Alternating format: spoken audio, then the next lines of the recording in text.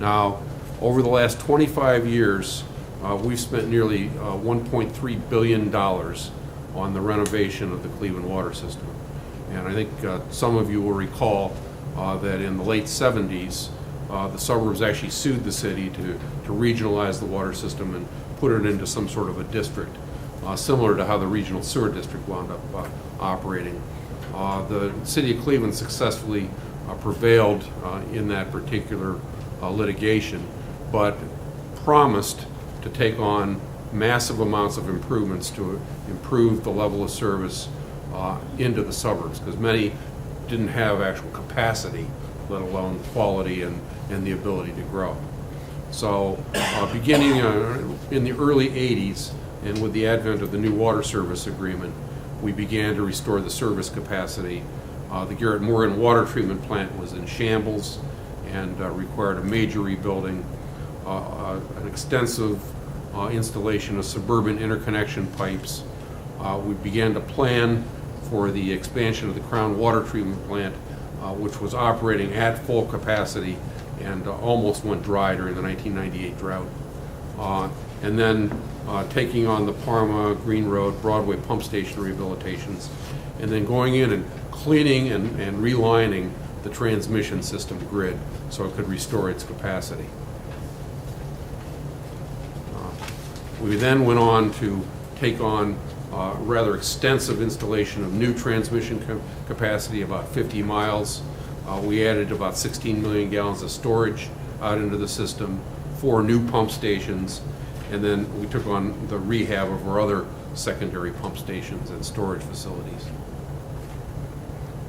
Now, in the last 10 years, we really focused on our treatment plants and restoring them for purposes of meeting all foreseeable Safe Drinking Water Act regulations, and really to get the condition of the plants back up to near original, and in some cases past that point. So the regulatory issues was the primary focus of the renovation program. We took a look at what is EPA got in their crystal ball, and so far we've nailed it. Every regulation that's come down the pike in the last 10 years was one that we forecast, and including ones that are just going into effect right now.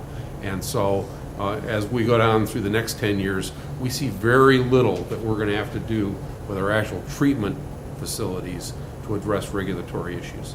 I'm sure there'll be a few things, and there's a couple that we've foreseen that hopefully we've nailed those as well, but so far so good. The other thing was to restore the architectural integrity of our facilities.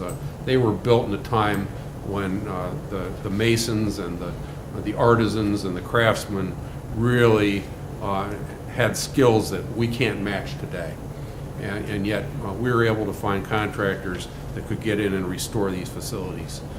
This building in particular won an award from the Cleveland Restoration Society for the work we did to restore it. We removed the tile roof on this plant, and we didn't go out and buy steel or tin or whatever. We cleaned it up and put it back in place. Same with the metalwork that you see in this building, the masonry and the limestone and the like. It's all been restored to original condition. So we're particularly proud of that, and we've taken the same tact as we rebuilt the Garrett Morgan plant and the Nottingham plant. And they each have their own style, which is also quite interesting. The process equipment, the guts of these facilities was all replaced, and as you can see, we've been able to consolidate our filters so that we can squeeze in our chemical facilities and really consolidate how we operate these plants. We've also been able to establish internal plant redundancy. So you can lose filters, you can lose a storage tank or a pump and the like, but even within a facility we've got redundancy. And the rebuild of our treatment capacity in our treatment plants cost more than half of our overall capital program, about $700 million. Now, I already hinted at some future issues. The primary one that we see that I think is going to cost us money and is on EPA's horizon is the water quality in the distribution system. We know that at some point it's going to be regulated beyond the level it is now. Right now it's regulated in terms of bacteria levels, is really the primary regulation that we have to meet.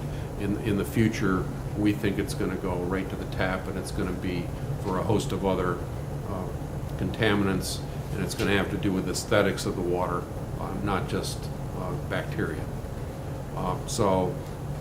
We've also seen that many of the suburbs can't afford or don't have the technical wherewithal to take on replacement of the water mains, let alone to be responsible for the water quality in them. And so we've initiated a water main replacement program that is at the crux of the economic development agreements that I'm going to talk about in a few minutes. We also see that our meters are wearing out, and that the new technology available to us for automatic meter reading is going to be a critical improvement.